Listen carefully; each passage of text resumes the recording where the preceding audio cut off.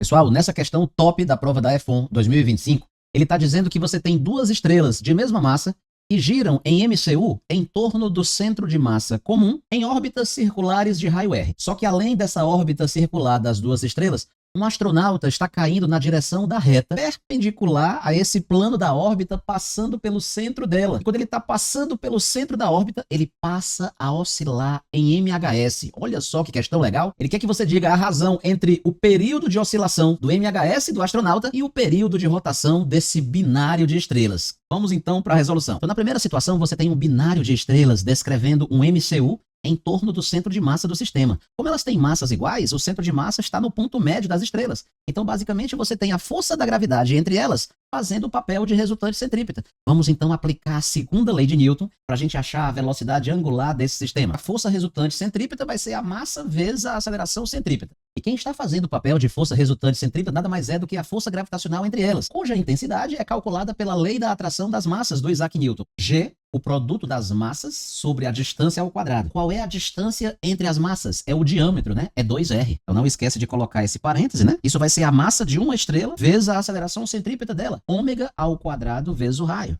E aí, meus amigos, daqui você facilmente consegue cancelar a massa com a massa e vai encontrar uma expressão para essa velocidade angular do sistema. Então, fazendo a continha, você encontra que a velocidade angular desse binário de estrelas é dada por essa expressão. E aí, no estudo do MCU, você sabe que o período é dado por 2π sobre ômega. Então, substituindo o valor do ômega, nós vamos encontrar a seguinte expressão. Então, agora vamos estudar o MHS executado pelo astronauta. Perceba que a massa do astronauta é muito menor do que a massa das estrelas. Portanto, a presença do astronauta em MHS não vai afetar em nada o movimento de rotação das estrelas. Por simplicidade, imagine que eu estou num referencial em que as estrelas estão fixas, só para facilitar o raciocínio. Considere que o astronauta estava inicialmente nessa posição central de equilíbrio. Eu vou pegar o astronauta com a minha mão e eu vou deslocá-lo para baixo uma pequena distância x. Essa distância daqui para cá é x. E aí eu vou abandoná-lo do repouso. Eu quero mostrar que a força resultante que quer levá-lo de volta para a posição central de equilíbrio é diretamente proporcional a esse x. De forma análoga a uma força elástica, né? A força restauradora,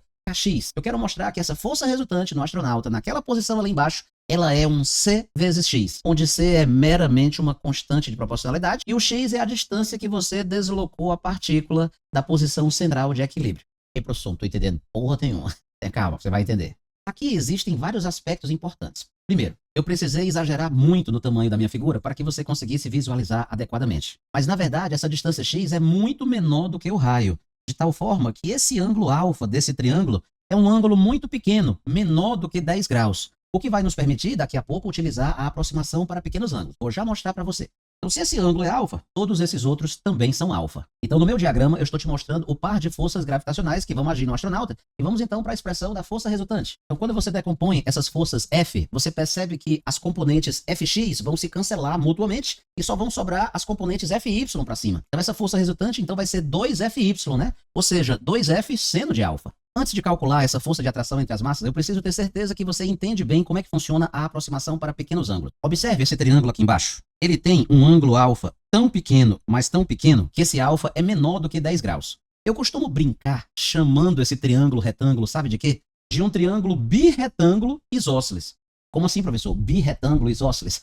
É por causa do seguinte, esse ângulo alfa, ele não é muito pequeno, não é quase 0 grau. Então, se esse ângulo é quase 0 e esse ângulo azul é 90 graus, esse outro ângulo lá do outro lado, que eu pintei de vermelho, é quase 90 graus. Por isso que eu brinco, é uma aberração da geometria. É um triângulo birretângulo isósceles. Bom, você tem os catetos B e C e a hipotenusa A. Aí você percebe visualmente que a hipotenusa A tem praticamente o mesmo comprimento do cateto B, não é verdade? E se você for calcular o seno de alfa nesse triângulo retângulo, vai ser o quê? Cateto oposto sobre a hipotenusa? C sobre A. A tangente de alfa nesse triângulo, você vai dizer que é C sobre B. Esse B é praticamente igual ao A. Então, onde tem B, aqui, olha, eu vou substituir por A. Então, a tangente de alfa está dando C sobre A. Acontece que C sobre A também é o seno de alfa. Ah, Renato Brito, então é daí que vem aquela aproximação famosa. Exatamente, é daí que vem aquela aproximação famosa que a tangente é praticamente igual ao seno de alfa. Isso sempre acontece no triângulo birretângulo isósceles. Então observe que esse triângulo retângulo que está desenhado nessa figura, na verdade ele é o birretângulo isósceles. Eu apenas exagerei no tamanho daquele ângulo alfa para você enxergar melhor. Então quando você vai aplicar a lei de Newton da atração entre as massas, você vai ter que fazer o produto G eminho sobre a distância ao quadrado. Mas da mesma forma que essa hipotenusa A é praticamente do mesmo tamanho desse cateto B, essa distância D, ó, entre as massas é praticamente igual a esse cateto R. Então, onde tem a distância D, eu vou substituir por R. E na sequência temos que multiplicar pelo seno de alfa. Mas conforme eu acabei de demonstrar, para pequenos ângulos,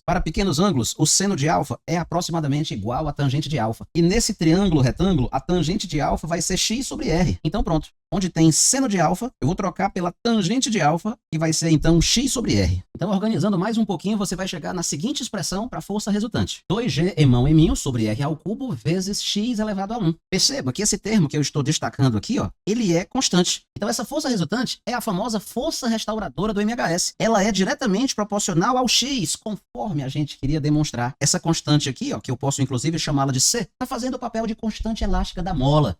Esse C, então, é como se fosse o K da mola. Então, sendo assim, como é que nós calculamos o período de oscilação do MHS do astronauta? Ora, 2π raiz de m dividido por aquela constante C. Professor, nessa fórmula do MHS, a massa que eu tenho que usar é qual? É a massa do corpo que está executando o MHS. No caso aqui, é a massa do astronauta, né? Mzinho, dividido pela constante elástica C. Então, me ajude. Vamos, então, pegar essa constante C e vamos substituir aqui para encontrar a expressão final desse período. Então, isso aí vai ficar 2π raiz de m sobre 2g emão eminho sobre R ao cubo, né? Só que esse R ao cubo eu já vou jogar pro numerador. E aí você percebe que você pode cortar a massa do astronauta em cima e embaixo. E a expressão final do período do MHS, então, vai ficar a seguinte. Aqui está. Então agora vamos ao pedido da questão. A razão entre o período do MHS e o período do MCU. Bom, você percebe claramente que quando eu dividir essa expressão por essa outra expressão, claro que o 2π vai cortar com o 2π. Professor, eu posso cortar a raiz com a raiz? Pelo amor de Deus. Se você cortar essa raiz com a raiz, o cara vai cortar o seu nome da lista dos aprovados da F1, entendeu? Não, professor, pelo amor de Deus. Então não corte a raiz, não. Vamos lá. Então pegue a primeira e multiplique pelo inverso da segunda, mas tudo isso dentro da raiz. R3 sobre 2gm. E o inverso da segunda, professor? Aqui, né, ó. Gm sobre 4R3. Eu posso cortar esse Gm com esse Gm, esse R3 com esse R3. Então vai ficar a raiz quadrada de 1 sobre 8. Professor, e eu posso racionalizar? Vai fundo, né? Vamos multiplicar em cima e embaixo por raiz de 8. Você aprendeu na alfabetização que raiz de 8 é 2 raiz de 2. Estamos encontrando como resposta final raiz de 2 sobre 4. Então me conta aqui nos comentários do vídeo o que é que você achou dessa questão. Achou pesada? No dia dessa sua prova, você chegou a acertar essa questão? Se essa questão caísse no seu concurso desse ano, será que você acertaria? Deixa aqui nos comentários, eu queria ouvir a sua opinião sobre essa questão. Eu achei uma questão muito criativa, uma questão original, uma questão espetacular da prova da F1. E se você vai prestar escolas militares esse ano, vou deixar aqui na descrição desse vídeo o link com as informações para o meu curso de Física para escolas militares, que vai ajudar você a detonar na prova da F1 também. Se você gostou dessa resolução, meu amigo, sente o dedo no like aí desse vídeo. Se não tiver inscrito no canal, pô, não custa nada, se inscreva aí e marque com o Renatinho a resposta correta, então, como sendo o que, professor? Letra A, raiz de 2 sobre 4 para essa questão muito massa da prova da F1 2025. Forte abraço e até a próxima.